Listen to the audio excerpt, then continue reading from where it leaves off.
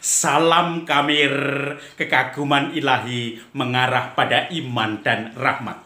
Saudara-saudari yang terkasih, saya mempunyai obat penambah darah supaya darah yang ada dalam tubuh saya semakin bergejolak, semakin panas, semakin menggairahkan, semakin kental. Oh, kalau kental itu bahaya kesehatan. Semakin merah. Dan kemudian semuanya menjadikan sehat karena penuh vitalitas dengan tambahan obat ini, obat penambah darah.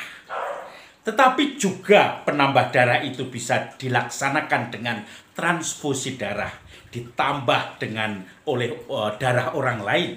Ada satu cerita di De Brito dulu, adik kelas saya agak jauh, saya diceritai adik kelas saya itu bahwa teman dia ada seorang bangsawan yang merupakan bangsawan tinggi dari Keraton Yogyakarta, sekolah di De Brito. Kemudian suatu saat dia sakit dan dia membutuhkan donor darah. Teman-temannya berbondong-bondong untuk membagikan darahnya. Ada yang darah petani, ada yang darah pedagang, bakul, ada yang darah anaknya bengkel, ada yang darah macam-macam. Maka ketika anak itu, bangsawan itu sembuh, langsung pada dibuli. Darahmu bukan darah biru lagi, campur dengan darah saya yang petani, darah saya yang pedagang, darah saya yang juga anaknya bakul, dan semuanya menjadikan bercanda semua itu. Saudara-saudari yang terkasih, kalau kita bicara dengan saudara sekandung, sedarah, apa maknanya itu? Apakah juga seperti tadi kita bertukar darah, kita sudah menjadi saudara?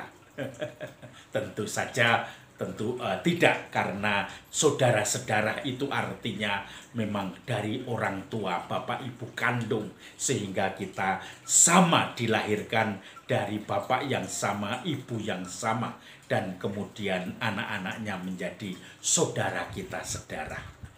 Saudara-saudari yang terkasih, lalu apa spesialnya dibandingkan saudara-saudara ini?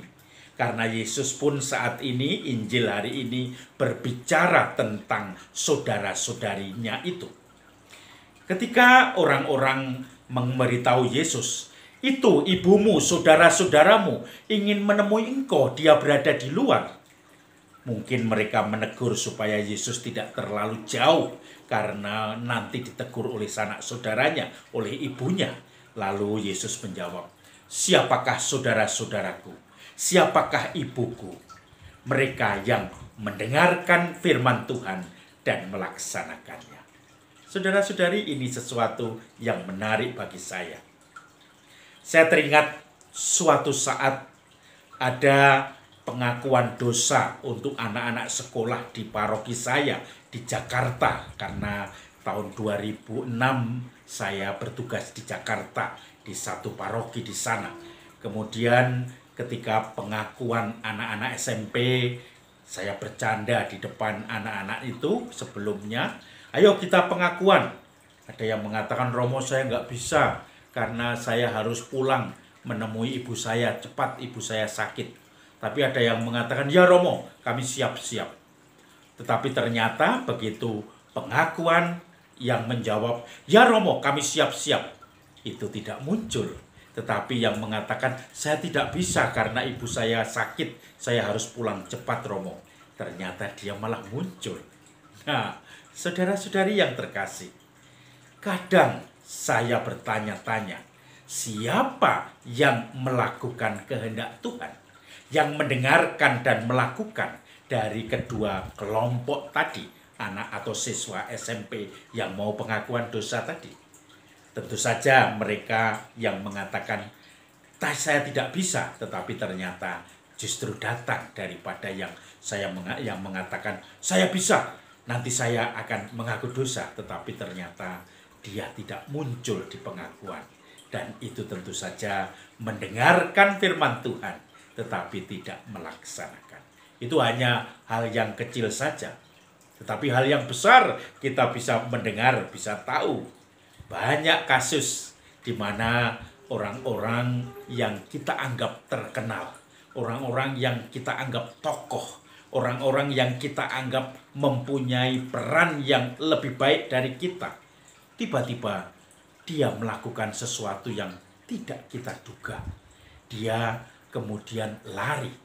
Saya teringat ketika ada anak-anak atau keluarga-keluarga yang cerita, Romo dulu saya dipersiapkan oleh katekis itu, dipersiapkan oleh katekis ini.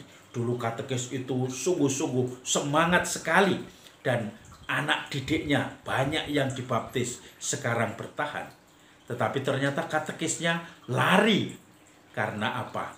Menikah lagi.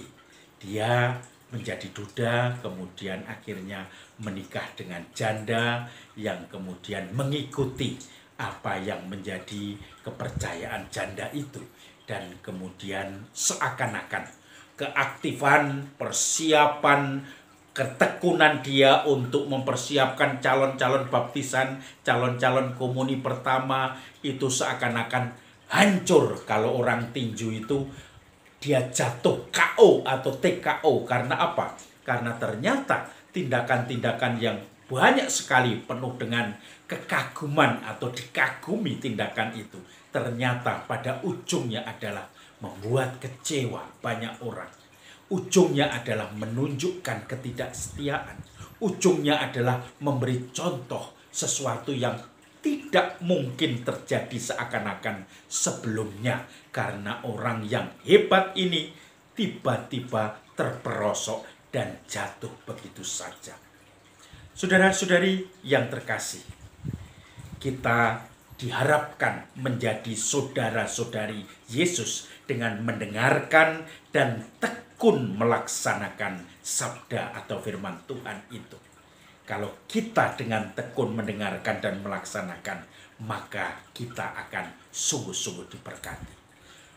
Yesus bukan berarti mempertanyakan Bunda Maria dan saudara-saudaranya, apalagi Bunda Maria, akan imannya, akan kekuatan mendengarkan firman Allah dan melaksanakannya. Dengan seluruh penderitaannya, Maria ingin bertanggung jawab dengan jawabannya. Aku ini hamba Tuhan, terjadilah padaku menurut perkataanmu. Penolakan-penolakan dia terima, tetapi tidak pernah dia sedikit pun berpikir untuk lari dari seluruh magnifikatnya. Magnificat anima mea, jiwaku memuliakan Tuhan.